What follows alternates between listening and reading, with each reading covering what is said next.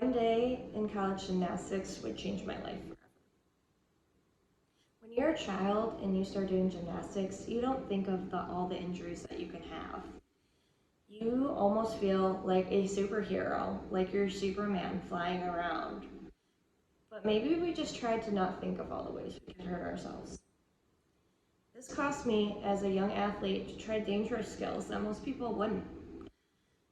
And all I could think about was how cool it was and when I could show my friends. I never thought of the million ways I could probably break my neck or end up paralyzed. And maybe that was a good thing. So when I was 3, I started recreational gymnastics classes that were provided from a gymnastics academy. And one day my mom was approached by the gymnastics coach that leaded that gym. He said, I know this is weird, but I want your daughter to come start doing competitive gymnastics already. My mom was like, already? And he said, yeah, already. That was unheard of because you usually don't start competing competitively in gymnastics until about age 5. So my mom said, yeah, let's do it. So I started competing competitively at age 5, and I loved it. I was in the gym every single day. I was around all my friends, and guess what the best part of it was as a kid? Getting McDonald's after practice. Honestly, that was the best thing you could possibly think of.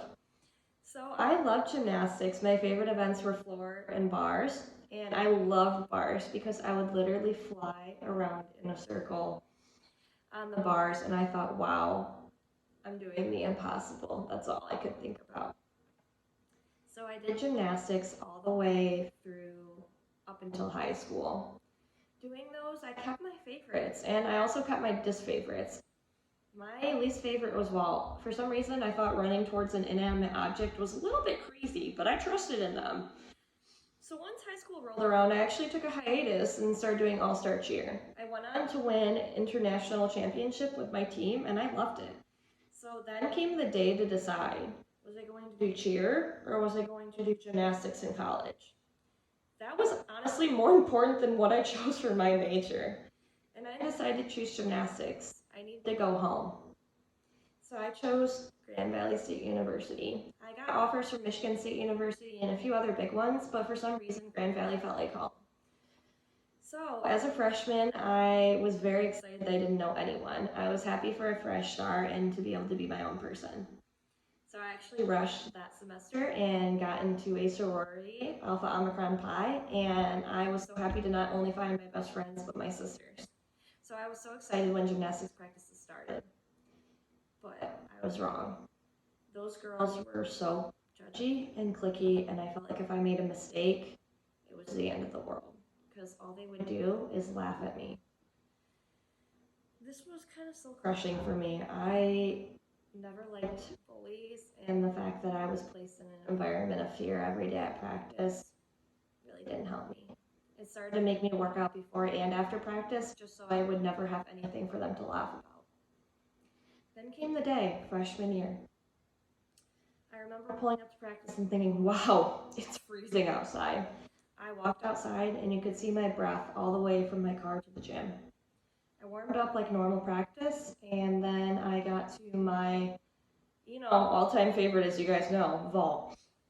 I was like, okay, let's do this thing. I warmed up, took a deep breath, in and out, and I started running towards that vault. Running towards that vault with all my force, feeling the sweat drip off my back. As I jumped off the springboard and got into that handstand position on the vault, my hand slipped. This isn't unheard of. I mean, we're sweaty people, right? So I tried to arch my back to get over to at least not face the humiliation from my teammates if I face planted into that vault. And that didn't help. My hands further slipped, and my whole body was on that vault. And to top it off, my hands touched my feet from behind me, and then I fell off the vault onto the concrete. I didn't even think about how I was injured. I stood up and just walked away because I didn't want to hear all the ridicule that was about to happen. I actually went on to win nationals with my team that year, but by that time I could almost barely do a cartwheel some days because of all the pain I was having in my spine. I found out that I fractured my L4, and I competed on it for a year.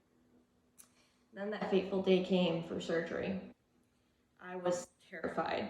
I felt like my heart was going to beat out of my chest.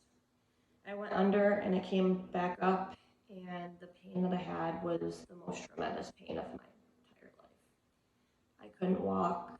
I couldn't bathe myself. I couldn't do anything.